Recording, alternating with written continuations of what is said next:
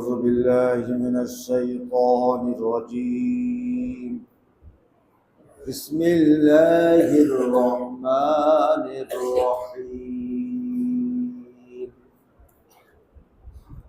أن اشكر لي ولوالديك وإلى الله المصير. صدق الله العظيم. اللهم صل على محمد وعلى آل محمد كما صليت على إبراهيم وعلى آل إبراهيم إنك حميد مجيد. اللهم صل وسلم وبارك عليه. মহান আল্লাহ সুবহানাহু ওয়া তাআলার কৃতজ্ঞতা প্রশংসা। আল্লাহ পাক তার রহমত এবং হিদায়েতের আশায় মসজিদে আসার মতন আল্লাহ আমাদের ঈমানি যোগ্যতা দান করেছেন। এটা একটা ঈমানি যোগ্যতা। মসজিদে আসাটা হলো যোগ্যতা। এটা অনেক বড় নিয়ামত। শুকর আদায় করি আলহামদুলিল্লাহ। আর যে মাজলিসে বসছি এটা আরো বেশি গুরুত্বপূর্ণ। ইযা কানা ইয়াউমুল জুমআহ ওয়াকাফাত আল মালায়েকা। রাসূল করিম সাল্লাল্লাহু আলাইহি ওয়াসাল্লাম বলেন, জুম্মার দিবসে মসজিদের প্রত্যেকটা দরজায় আল্লাহর রহমতের ফেরেশতারা দাঁড়িয়ে যায়। ইয়াকতুবুনাল আউওয়ালা ফাল আউওয়ালা। যে আগে প্রবেশ করে তার নামটা আগে রেজিস্ট্রি হয়। যখন ইমাম সাহেব খুতবা দেওয়ার জন্য মেম্বারে বসে তখন তাওয়াউ সুহফা, ফেরেশতারা লেখা বন্ধ করে দেয়। ওয়ায়াসতামিউনা যিকরা, এবং তারা আল্লাহর কথা শুনতে থাকে। আমরা যে বসছি আমাদের সাথে ফেরেশতারাও বসে গেছে। এটা এমন একটা মা।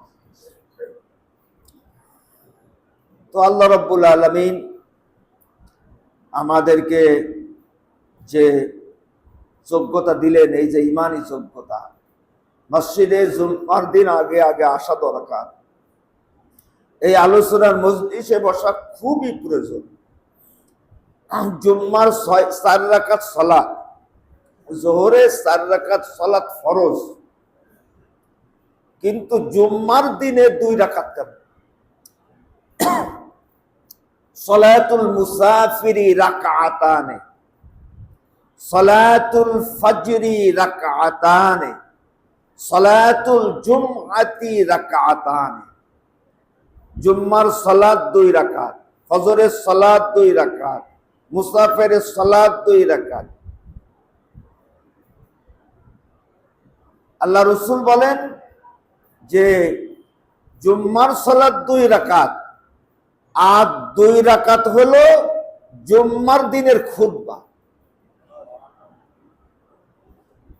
তাহলে এই খুতবা শোনাটা কত দরকার। এই যারা সাধারণ আলেম, সাধারণ মুসলমান, যারা মাদ্রাসায় পড়েনি ওইরকম, এদের তো আসলে জানবার আর কোনো লাইন নেই। ওই বছরে আপনি একটা মাহফিল কিছুই জানা যায় না। এই জন্য জুম্মার দিন আল্লাহর একটা সূরার নামে জুম্মা রেখেছে। জুম্মার আজানের কথা সরাসরি কোরআনের আয়াতে এসেছে। একমাত্র জুম্মার আজানের পরে পৃথিবীর সমস্ত হালাল কাজ হারাম হয়ে যায়। আজানের আওয়াজ কানে, আপনি আর কোনো কিছু করতে পারবেন না। বেশি করতে পারবেন গোসল আর ওযু। আজান কাজ ওখানে বন্ধ। এবার গোসল, ওযু, মসজিদ। কারণ এই আলোচনা শোনা খুবই দরকার। আজকে আমরা আলোচনা করব পিতা মাতার হক। জোরে বলুন, কি বললাম? পিতা মাতার হক। আমরা আলোচনা করেছিলাম সন্তানের হক, আজকে আলোচনা হবে পিতা মাতার হক। আরবিতে বলে হকুল ওয়ালিদি আলাল ওয়ালাদ, সন্তানের উপরে পিতা মাতার হক।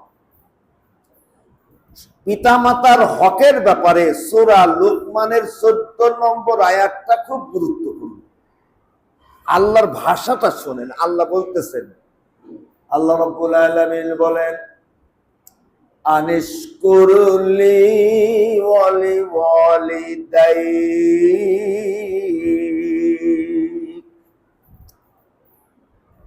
আল্লাহ বলছেন আনিশকুরলি, লি মানে আমার জন্য, আনিশকুর, উশকুর মানে কৃতজ্ঞতা প্রকাশ করো। এটা হলো আমরের সিগা, এটা হলো ওয়াদা।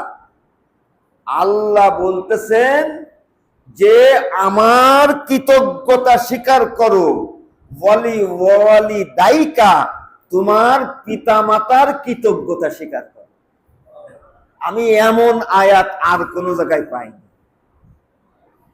যে বিষয়টি আল্লাহ নিজের ব্যাপারে বললেন, ওই একই কথা আল্লাহ অন্য কারোর জন্য, এমন আয়াত আমি আর কোন জায়গায় পাই। আল্লাহ বলছে একমাত্র আমার ইবাদত করতে হবে, একমাত্র একমাত্র একমাত্র। আল্লাহ অংশীদার মতো সহ্য করতে পারে না। কিন্তু অবাক হয়ে দেখলাম এখানে বলতেছে না, আমারও কৃতজ্ঞতা স্বীকার করতে হবে, পিতা মাতারও কৃতজ্ঞতা স্বীকার করতে হবে। এর দ্বারা পিতা মাতার গুরুত্বের গভীরতা বোঝা যায়। আল্লাহ রাব্বুল আলামিন সন্তানদেরকে পিতা মাতা সম্পর্কে একটা দোয়া শিক্ষা দিলেন। এই দোয়ার মাধ্যমেও বোঝা যায় আমাদের এই বড় হওয়ার পিছনে পিতা মাতার কতটা নীরব অবদান বিদ্যমান। আল্লাহ বলছেন, ওয়াকুর রাব্বিরহামহুমা কামা রাব্বায়ানি সগীরা। আল্লাহ কিভাবে বলে কথা, কুল রব্বি, বলেন কুল রব্বি। এখন লাম আর র এক জায়গায় আসার কারণে এটা হলো তারদিদ হয়ে একসাথে বলতে হবে, অকুল রব্বি। আসলে হলো কুল রব্বি। আল্লাহ বলছে ওয়াকুল রব্বির হামহুমা, বলো রব্বির হামহুমা, রব্বির হামহুমা। হুমা মানে, হুয়া মানে একজন, আর হুম মানে অনেকজন, আর হুমা মানে দুইজন। জোরে বলো, হুমা মানে কি? দুইজন। আল্লাহ বলছে ওয়াকুর রব্বির হামহুমা কামা রাব্বায়ানি সগীরা, ওয়াকুর রব্বি ইরহামহুমা। আমরা বলি রব্বির হামহুমা, ভেঙ্গে পড়লে রব্বি ইরহামহুমা, বলো হে আমার রব, ইরহামহুমা, আমার পিতামাতার উপরে তুমি এমন দয়া করো। কামা মানে যেমন, আল্লাহ বলছে কামা রাব্বায়ানি সগীরা, যেমন শিশুকালে পিতামাতা আমার উপরে দয়া করেছে। আপনি পৃথিবীর কোন ভাষা দিয়ে এর ব্যাখ্যা করবেন? দুনিয়ার কোন ভাষা দিয়ে এই আয়াতের ব্যাখ্যা করা যায়? আমার পিতামাতার উপরে তুমি এমন রহম করো যেমন শিশুকালে আমার বাপ মা আমার উপরে রহম করেছে। দুনিয়ার কোন ভাষা দিয়ে ব্যাখ্যা করবেন? এবং সব থেকে বড় মজার ব্যাপার হলো সন্তানদের জন্য পিতামাতা জীবন দিয়ে দেয়, তা মানুষের কাছে বলে না। আমরা একটু বাপ মার খেদমত করতে পারলে দুনিয়ার মানুষের বলে বেড়াই। তাদের নীরব অবদান, নীরব অবদান। ইরহামহুমা কামা রাব্বায়ানি সগীরা।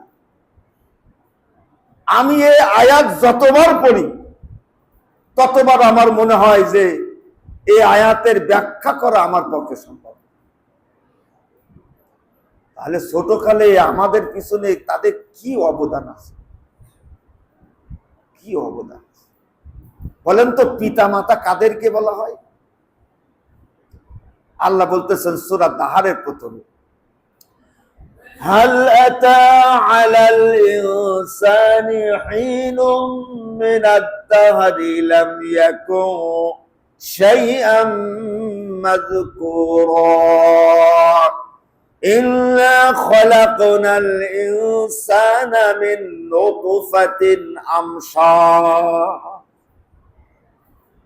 আল্লাহ বলছে মহাকাল ছিল, সূর্য ছিল, চন্দ্র ছিল, পৃথিবী ছিল। মহাকালের এমন একটা বিরাট সময় অতিক্রম করেছে, উল্লেখ করার মতন মানুষ ছিল না। আল্লাহ বলছে ইন্না খালাকনাল ইনসানা মিন নুতফাতিন আমশাজ। আমি মিশ্রিত শুক্রাণু শুক্র কীট দিয়ে মানুষ বানালাম। এই শুক্র কীট মানে আমার বাপ মা। আল্লাহ আরো মজা করে বলতেছেন সূরা তারিকের মধ্যে, ফালইয়ানজুরিল ইনসানু মিম্মা খুলিকা খুলিকা মিম্মা দাফিক ইয়াখরুজু মিন বাইনিস সুলবি ওয়াত তারাইব। আল্লাহ বলছেন যে তোমার অস্তিত্ব হলো, তুমি তো তোমার পিতার মেরুদণ্ডের মধ্যে ছিলে। তোমার ইতিহাস হলো তুমি তো তোমার মায়ের বক্ষ পাজরের ভিতরে ছিলে। আল্লাহ রাব্বুল আলামিন যে শুক্র কীট দিয়ে বানালেন, আল্লাহ বলছে এটা ছিল পিতার মেরুদণ্ডের মধ্যে। সুবহানাল্লাহ, জোরে বলবেন না? তাহলে তুমি তোমার বাপের মেরুদণ্ড, তুমি মেরুদণ্ড। আর বাপ বুঝা মনে হয়, পিতা বুঝা মনে হয়? তোমার মেরুদণ্ড তোমার পিতার মেরুদণ্ডের মধ্যে ছিলে। আল্লাহ জায়গা খুঁজে পাইনি, আর তোমার মার বুকের মধ্যে ছিল। এই দুটো শুক্রাণু আল্লাহ এক জায়গায় করলেন। তারপরে কি করলেন? আহা, আল্লাহ বলছেন সূরা জুমারের মধ্যে, ইয়াখলুকুকুম ফি বুতুনি উম্মাহাতিকুম খালকাম মিন বাদি খালকিন ফি যুলুমাতিন সালাস। জুলুমাত মানে অন্ধকার, সালাস মানে তিনটি। মানে আমি আল্লাহ তোমার মায়ের পেটের মধ্যে আমি তিনটি অন্ধকারের মধ্যে পর্যায়ক্রমে সৃষ্টি করেছি। তিনটি অন্ধকার, তিনটি পর্দা ভেদ করে বাচ্চা বের করতে হয়। ডাক্তারদের কাছে জিজ্ঞাসা করতে হবে, কুরআন তো তিনটি পর্দার কথা বলতেছে, আয়াতটা কি সঠিক আছে? ডাক্তাররা কি বলে শোনে? ১৫০০ বছর আগে বলছে তিনটি পর্দা। আর সূরা আল মুমিনুনের মধ্যে বলতেছেন, ইন্না জাআলনাহু ফি ক্বারারিম মাকিন সুম্মা খালাকনান নুতফাতা আলাকাহ ফাখালাকনাল আলাকাতা মুদগাহ ফাখালাকনাল মুদগাতা ইযামান ফাকাসাওনাল ইযামা লাহমা ثم أنشأناه خلقا آخر فتبارك الله أحسن الخالقين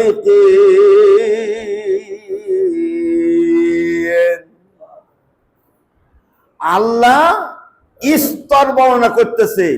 পৃথিবীর যত চিকিৎসা বিজ্ঞানী আছে তাদের ক্ষমতা থাকলে কোরআনের এই আয়াত অস্বীকার করুন।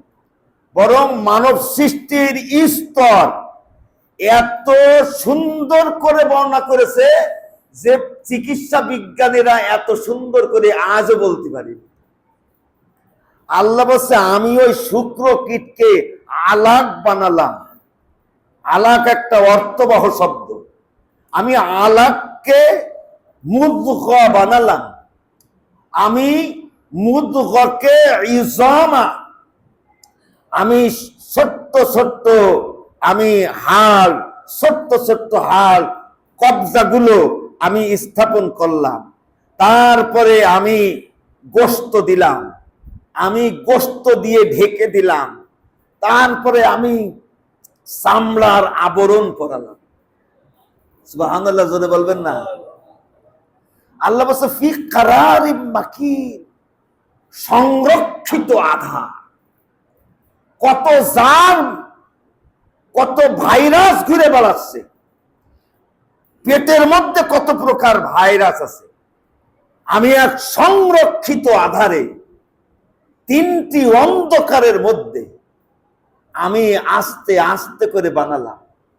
তারপরে আল্লাহ নিজেই বলতেছে ফাতাবারাকাল্লাহু আহসান।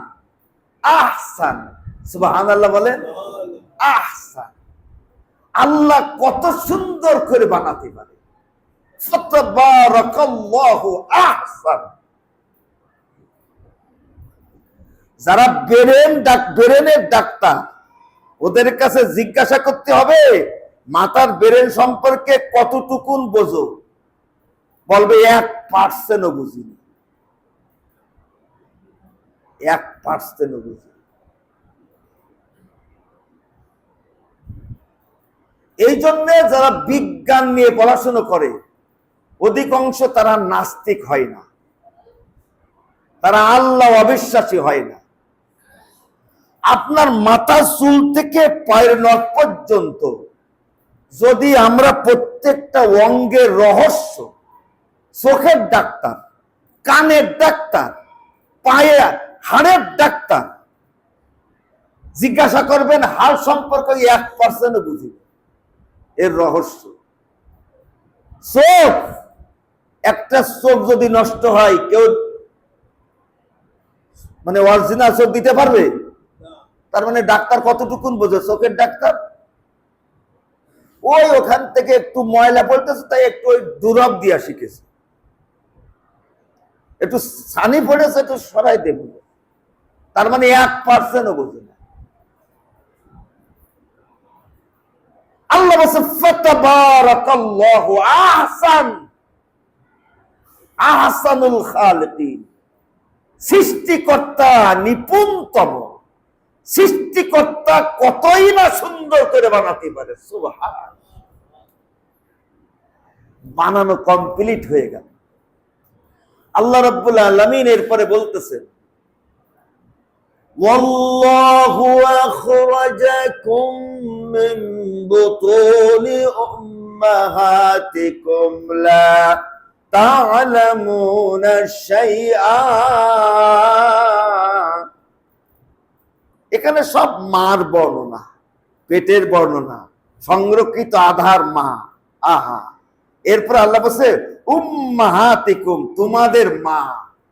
কোরআনে যে কত জায়গায় মা শব্দ এসেছে। আল্লাহু আখরাজাকুম মিন বুতুনি উম্মাহাতিকুম, তোমাদের মা। সুবহানাল্লাহ, তোমাদের মা। ওখানে বলেছে ইয়াখলুকুকুম ফি বুতুনি উম্মাহাতিকুম, তোমাদের মায়ের পেট। আর আল্লাহ বারবার বলছে তোমাদের মা, তোমাদের মা। মায়ের পেটে তাও বলতে পারতেন, কিন্তু সন্তানের সাথে আরো সম্পর্ক গভীর করার জন্য আল্লাহ বলছে তোমাদের মা। আল্লাহু আখরাজাকুম মিন বুতুনি উম্মাহাতিকুম, ওয়াল্লাহু মানে আল্লাহ, আখরাজা মানে আমি বের করলাম, কুম মানে তোমাদের, মিন মানে থেকে, বুতুন মানে পেট, উম্মুন মানে মা, কুম মানে তোমাদের, আল্লাহু আখরাজাকুম মিন বুতুনি উম্মাহাতিকুম, তোমাদের মায়ের পেট থেকে আমি আল্লাহ বের করলাম। কি অবস্থায়? লা তা'লামুনা শাইআ, তোমাদের জ্ঞান ছিল না। শাইআ কোনো জ্ঞান ছিল না, ছিল জ্ঞান কান্নার জ্ঞান, কান্নার ভাষা ছিল। আর মা কান্নার ভাষা বোঝে। আমার বাচ্চা পিশাব করেছে, এটা হলো কান্নার পিশাব, পিশাবের কান্না, ক্ষুধার কান্না, ঘুমানোর কান্না, পেট ব্যথার কান্না। আল্লাহু আখরাজাকুম মিন বুতুনি উম্মাহাতিকুম লা তা'লামুনা শাইআ। আল্লাহ এরপরে কি বলতেছে? ওয়াল ওয়ালিদাতু ইরদি'না আওলাদাকুন্না হাওলাইনি কামিলাইন। মা তার সন্তানের পূর্ণ 2 বছর দুধ পান করায়, 2 বছর সর্বনিম্ন। ওয়াসাইনাল ইনসানা বিওয়ালিদাইহি ইহসানা হামালাতুহু উম্মুহু, উম্মুহু উম্মুন মানে বাপ, মা, হামালাতুহু, হামালাত মানে পেট, হামালাতুহু উম্মুহু ওয়াহানান আলা ওয়াহানিন ওয়াফিসালুহু ফি আমাইনি, ওয়াফিসালুহু ফি আমাইনি। ওয়াহানান আলা ওয়াহানিন, ওয়াহানুন মানে হলো কষ্ট। জোরে বলুন, ওয়াহানুন মানে কি? এখন আল্লাহ বলতেছেন ওয়াহানান আলা ওয়াহানিন, এর মানে কি? ওয়াহানান আলা ওয়াহানিন এর মানেটা কি? ওয়াহানুন মানে হলো কষ্ট।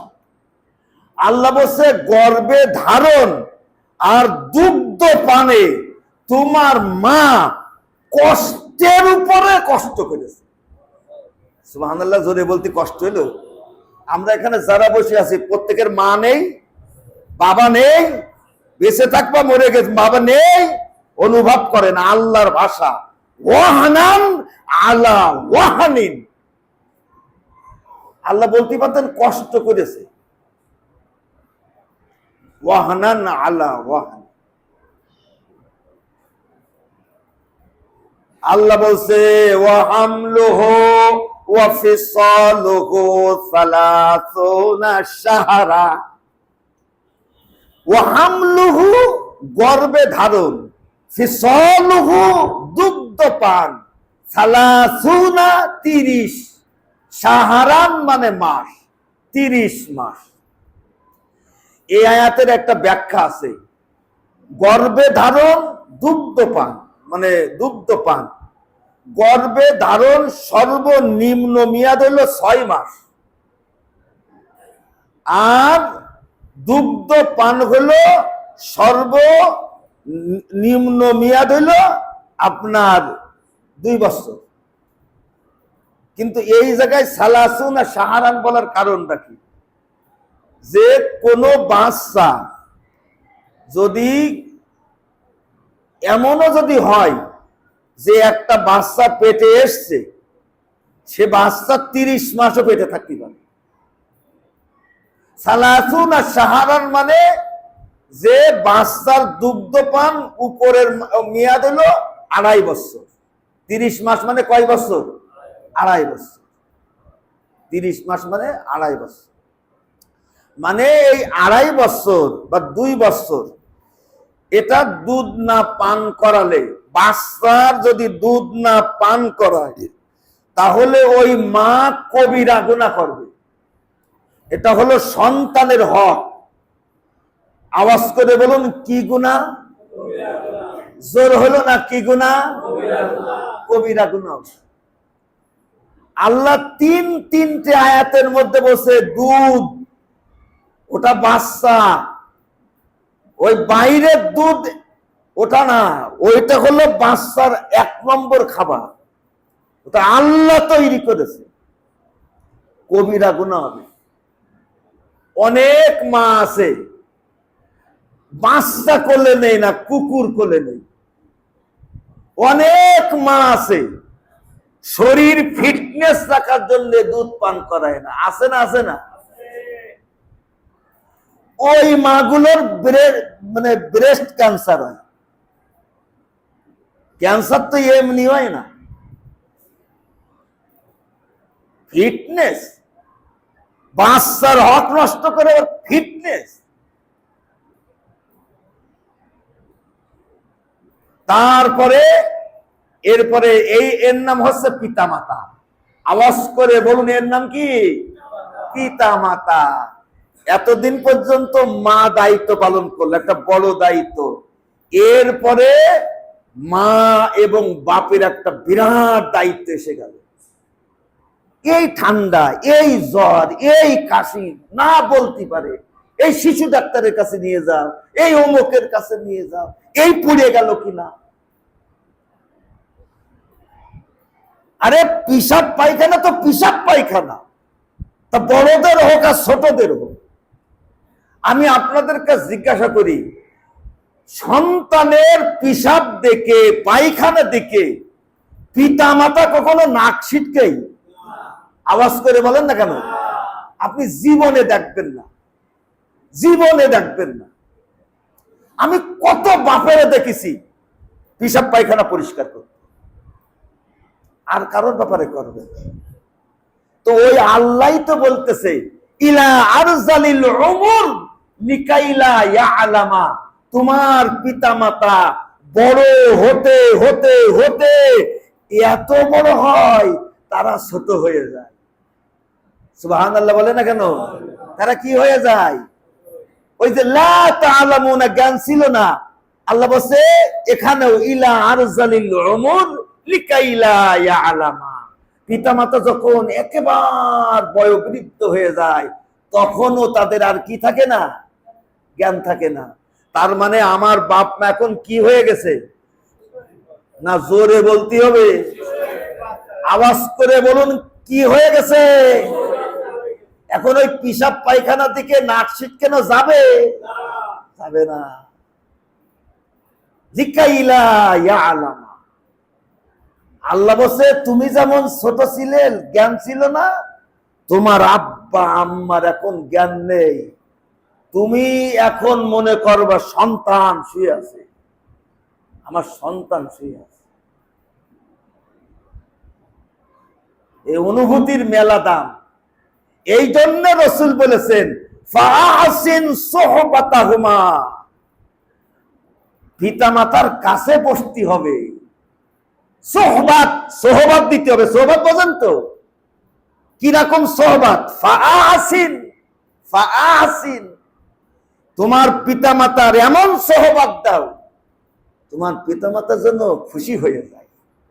ফাআসিন, শুধু ওষুধ কিনে দিলে হবে না, ওষুধ দিলেই হবে না।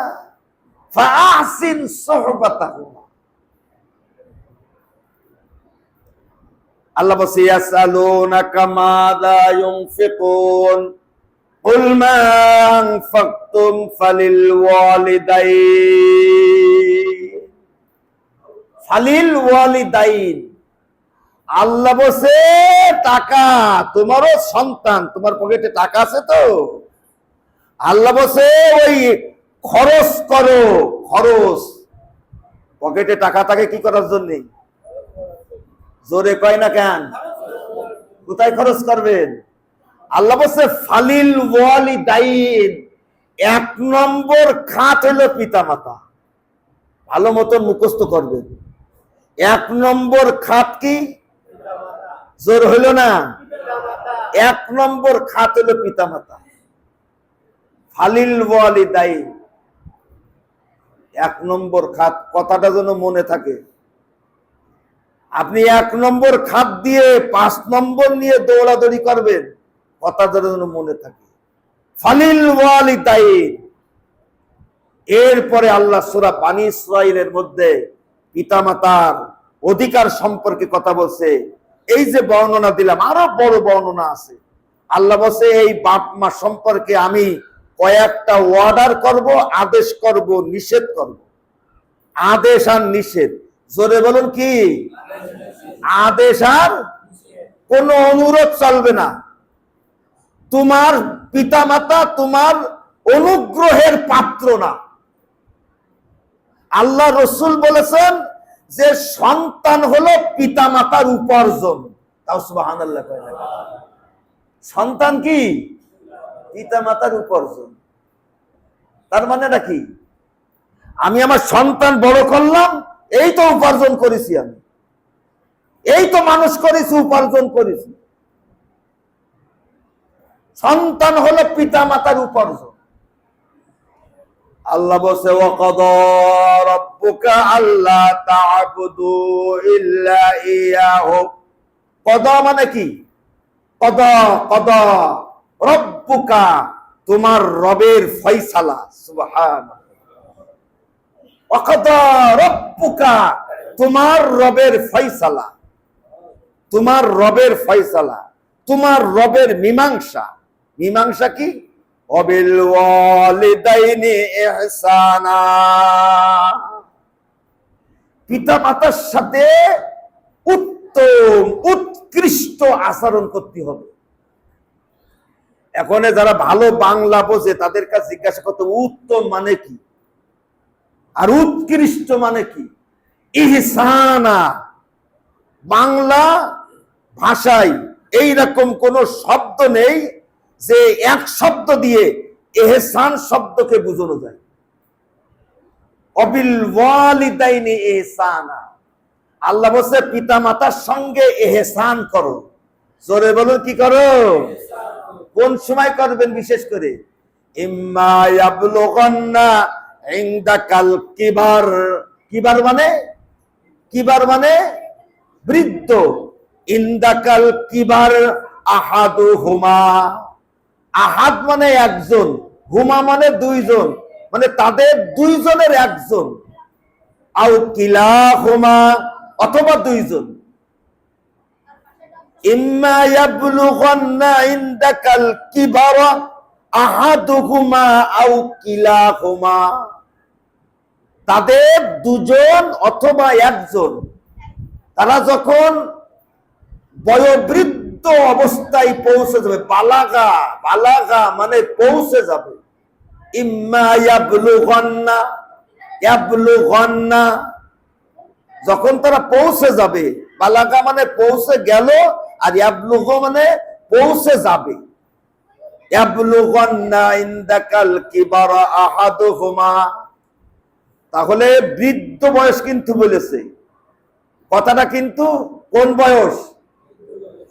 এই বৃদ্ধ বয়সে আল্লাহ 6টা কথা মনে রাখতে হবে। 1 নম্বর, ফালা তাকুল, ফালা তাকুল লাহুমা। হুমা মানে কি? কথা কচ্ছেন, হুমা মানে কি? পিতা মাতা দুইজন। ফালা তাকুল লাহুমা, ফালা খবরদার, খবরদার, লাহুমা উফ, কখনো বলবে না, এমন কথা বলবে না তোমার বাপ তোমার মা অন্তরে উফ। একে বলা হয় আসমায়ে আসওয়াত, মানে একটা আওয়াজ। জোরে বলুন কি? একটা আওয়াজ, কিন্তু তার কোনো অর্থ নেই। উফ মানে এই যে মনের মধ্যে উফ করে উঠলো, এর কোনো অর্থ আছে? উফ মানে মনের মধ্যে ধাক্কা, এমন ভাবে কথা বলবে না তাদের মনটা যেন ধাক্কা খায়। আবার আল্লাহ বলছে ওয়ালা তানহারহুমা, ধমক দিয়ে কথা বলবে না, ভর্ৎসনা করবে না, ধমক দেবে না। এ কথা কার? জোর হলো না কথা কার? একবার বললাম যে উফ, এইরকম কথা বলবে না। আবার আল্লাহ বলছে তানহারহুমা, ধমক দেবে না, আঙ্গুল উঁচু করবে না, ভর্ৎসনা করবে না। তারপরে কি করবে? আল্লাহ বলছে ওয়াকুল্লাহুমা, হুমা মানে কি? কথা কছে না কেন? হ্যাঁ, ওয়াকুল্লাহুমা, কুল মানে কি বলো, ওয়াকুল্লাহুমা কওলান কারীমা। সুবহানাল্লাহ বলে। কওলান মানে কথা, আর কারীম মানে সম্মান। তুমি এমন ভাবে কথা বলো যেন কথার মধ্যে সম্মান ঝরে ঝরে পড়ে। বুঝতে পারলাম না মনে হয়। সম্মান, আব্বা টাকা দাও, বলে না বলে না? কই এতে কি হয়? এতে কি হয়? অকুল্লাহুমা কওলান কারীমা, কারীমা। কথা বলার ব্যাপারে আল্লাহ অনেকগুলি শব্দ বলেছে। কওলান মাইসুরা, কওলান মাইসুরা। আল্লাহ বলছে কেউ তোমার কাছে হাত পাতলো আল্লাহর রহমতের আশায়। সুবহানাল্লাহ। আল্লাহর ভাষা বলছে কেউ তোমার কাছে হাত পেতেছে কার? রহমতের আশায়। তো তুমি তাকে যদি না দিতে পারো তাহলে বিনম্র ভাষায় বলে দাও যে পরে দেব, আমাদের কাছে নেই। মাইসুরা, আল্লাহ বলছে বিনম্র ভাষায়। এই যে আমরা ফকির ভিক্ষুকদের এই যে যখন বলি যে দেব না, এই কওলাম মাইসুরা মনে থাকে তো? আবার আল্লাহ বলতেছেন বাড়িতে যদি কেহ আসে, বাড়িতে যদি কেহ আসে, তাহলে বাড়িতে যদি পুরুষ লোক না থাকে, মহিলারা যদি থাকে, তাহলে তারা কেমন করে বলবে? কওলাম মারুফা। এই আয়াতের ব্যাখ্যা করেছে আমাদের মধ্যে কিছু হুজুররা যে এমন ভাবে বলবে রসকস নেই, আসলে তা না। কওলাম মারুফার অর্থ হলো ব্যক্তিত্বপূর্ণ, অভিজাতপূর্ণ ভাষায়, যেন এই বাড়ির মহিলাদের ভাষা শব্দচয়ন শুনে যারা এসেছে তারা যেন মনে করে একটা ভদ্রলোকের বাড়ি এসেছে। এই হলো কওলাম মারুফা, ব্যক্তিত্বপূর্ণ ভাষা। আছে না? কথা কচ্ছে না কেন? আছে না? ব্যক্তিত্বপূর্ণ ভাষা। সে ভাষার মধ্যে আপনার না উস্কানি থাকবে, না কোনো আপনার অন্য কোনো ইঙ্গিত থাকবে, আবার না কর্কশ ভাষা থাকবে। কওলাম মারুফা। তাহলে বাপ মার সাথে কথা বলতে হবে কিরকম? কওলাম, কওলান কারীমা। এরপরে আল্লাহ দারুণ একটা কথা বলতেছে।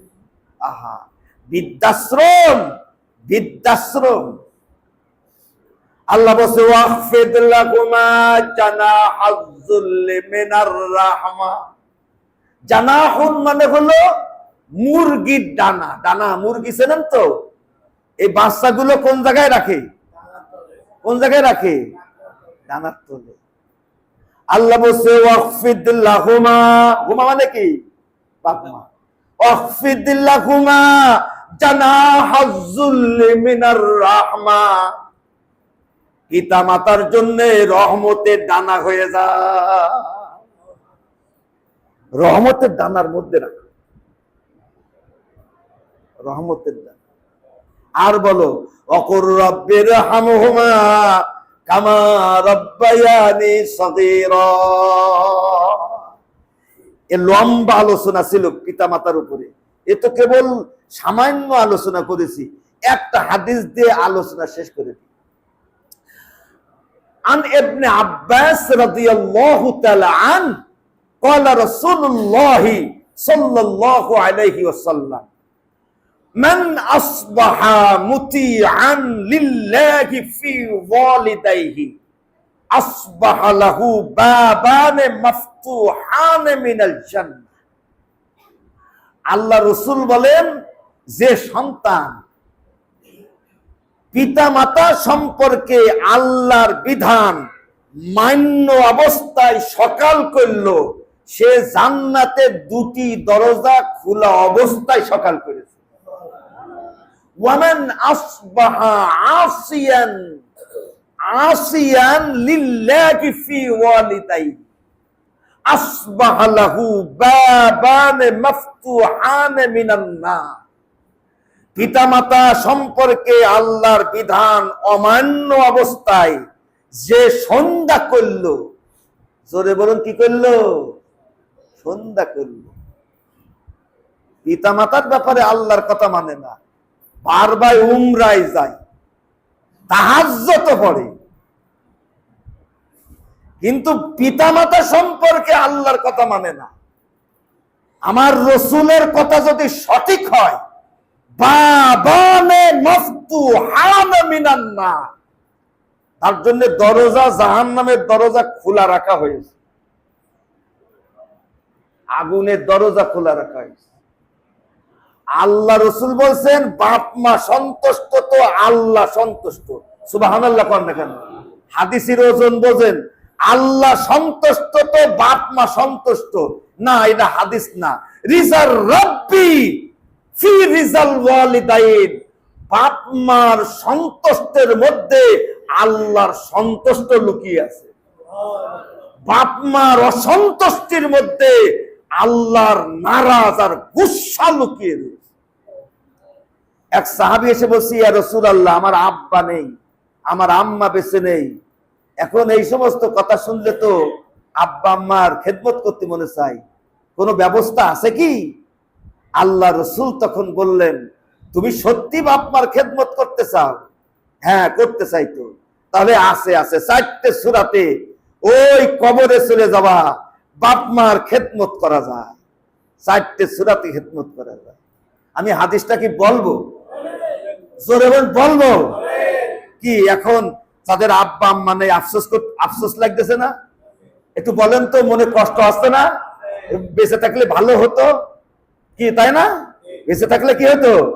ভালো হতো, এখন একটু খেদমত করতে পারতাম। চলে গেছে তো, এখন মনে চাই, এখন মনে চাই, এখন যদি পেতাম না, বাপের পা জড়ায় শুয়ে থাকতাম। মনে চায় না? মনে চায়, কিন্তু কিছু করার নেই। কিন্তু আল্লাহ রাসূল বলেছে, হ্যাঁ, 1 নম্বর হলো আদ-দুআ, নামাজের পরে যখন দোয়া করবে আব্বা আম্মার কথা যেন মনে থাকে। 2 নম্বর হলো পিতামাতার ওসিয়াত পূরণ করতে হবে। 3 নম্বর হচ্ছে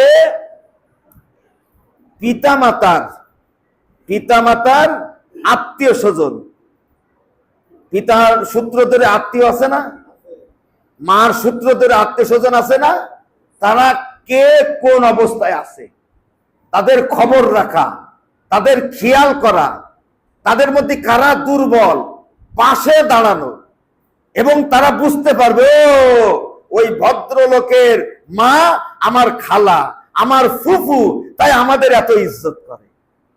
আল্লাহ রাসূল বলছেন, এই দুনিয়ার মধ্যে তোমার বাবা যতদিন বেঁচে ছিলেন, তোমার মা বেঁচে ছিলেন, তোমার মার কিছু বান্ধবী আছে, মা বাপের কিছু বন্ধু আছে, তাদের পিছনে অর্থ খরচ করো, তাদের ইজ্জত করো, এমন ভাবে ইজ্জত করো সে যেন উপলব্ধি করতে পারে ওর বাপের বন্ধু, তাই আমার এত সম্মান করে। আল্লাহ রাসূল বলেন, তোমার মরে যাওয়া পিতা মাতার খেদমত হয়ে গেছে। মনে থাকবে তো ইনশাআল্লাহ কথাগুলো? আল্লাহ রাব্বুল আলামিন বাপ মাদের ব্যাপারে আমাদের আরো সতর্ক হওয়ার তৌফিক দান করুন। আসসালামু আলাইকুম।